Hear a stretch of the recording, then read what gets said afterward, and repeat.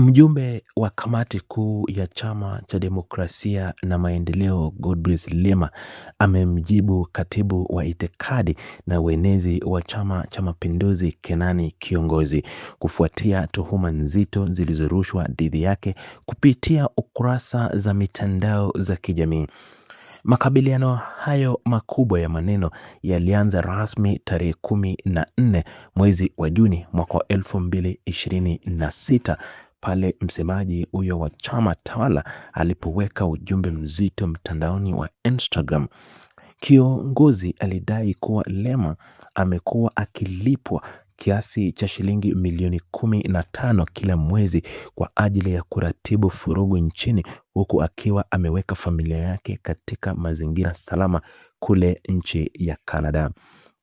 Msemaji huyo wa serikali alieleza kuwa viongozi wa upinzani wanatumia madhara ya maandamano kama mtaji wa kisiasa kwenye majukwaa, na amtaka Lema kuirejesha familia yake Tanzania ili ishiriki kikamilifu katika harakati hizo ikiwa ana dhamira ya dhati.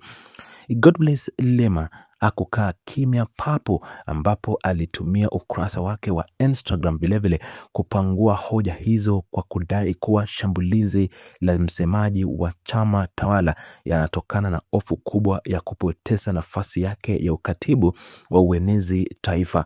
Mwanasiasa huyo wa upinzani alifichua uwepo wa taarifa za ndani zinazoashiria mabadiliko makubwa yanayotarajiwa kufanyika hivi karibuni ndani ya Chama cha Mapinduzi CCM, ambayo yataiweka nafasi ya kiongozi hatarini.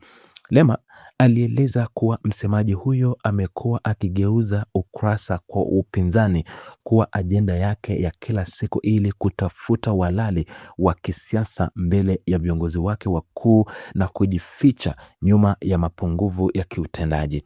Aliongeza kuwa viongozi wa chama tawala wamekosa majibu ya hoja ya msingi za kiuchumi na kijamii zinazowakabili wananchi, na badala yake wamekimbilia kushambulia maisha binafsi na mahali wanapoishi watoto wa wapinzani wao.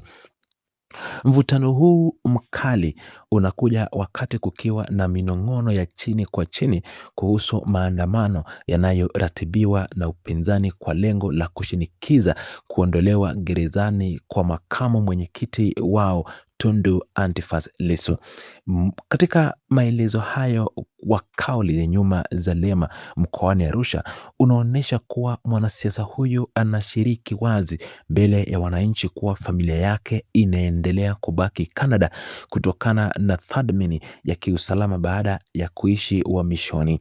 Alikuwa amefafanua kuwa atakuwa tayari kuirejesha familia yake pindi tu mazingira ya kisiasa yatakapokuwa salama na lenye usawa wa kisheria nchini Tanzania, ukweli ambao sasa umetumiwa na chama tawala kama silaha ya kisiasa. Wachambuzi wa mambo wanaona kuwa upande wa serikali unatumia mbinu ya kisaikolojia kuhamasisha raia kuwa viongozi wa upinzani wana maslahi ya kifedha, huku upande wa upinzani ukitumia mbinu ya kushambulia ikulu ya chama tawala kuonyesha kuwa wasemaji wao wanasukumwa na hofu ya kupoteza viti vyao.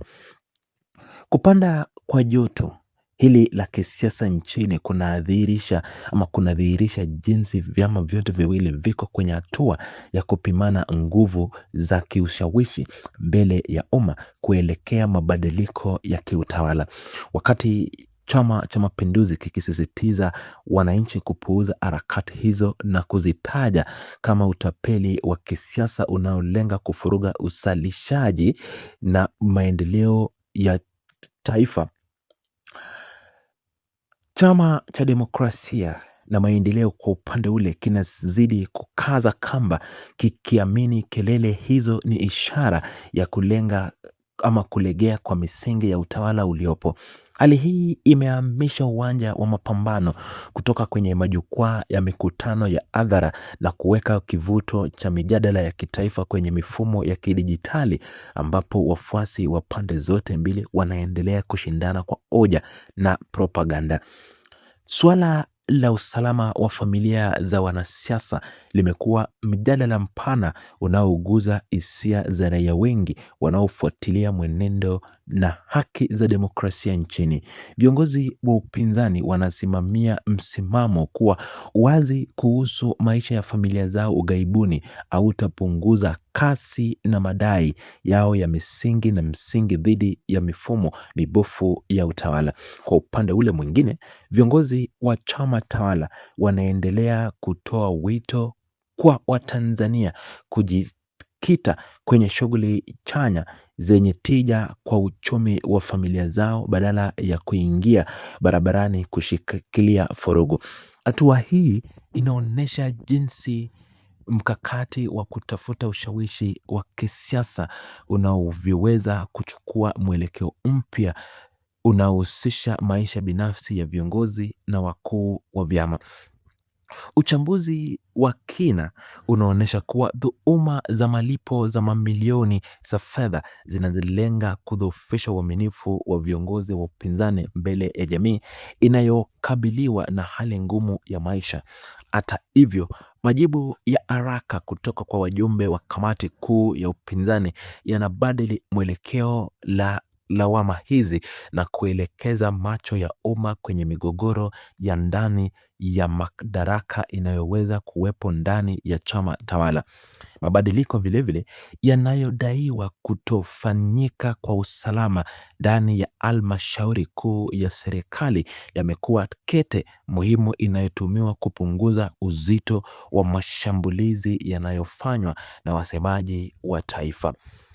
Mnyukano huu wa maneno mtandaoni unaonyesha wazi jinsi anga la kisiasa nchini lilivyo na ushindani mkubwa, huko kila pande ukijaribu kujenga taswira ya kuwa mtetezi wa kweli wa maslahi ya taifa.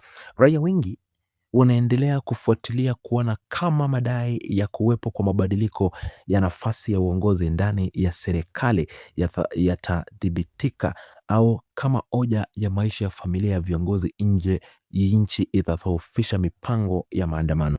Harakati hizi zote zinafanyika katika muktadha wa maandalizi ya kisiasa ambapo kila chama kinajaribu kulinda ngome zake na kuvutia wanachama wapya kupitia majukwaa mbalimbali ya mawasiliano. Umoja wa viongozi wa upinzani unasisitiza kuwa madai ya uenezi wa serikali hayana ukweli wowote na ni mwendelezo wa mbinu za kuzuia wananchi kupaza sauti zao dhidi ya uaminifu na ufisadi.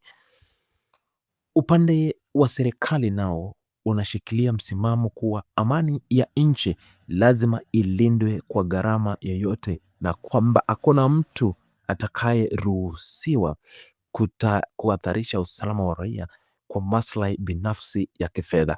Hali hii inafanya mazingira ya siasa kuwa ya tahadhari kubwa, huku taasisi za usalama zikiendelea kufuatilia mienendo ya viongozi wa pande zote mbili ili kuizuia uwezekano wa kutokea kwa machafuko.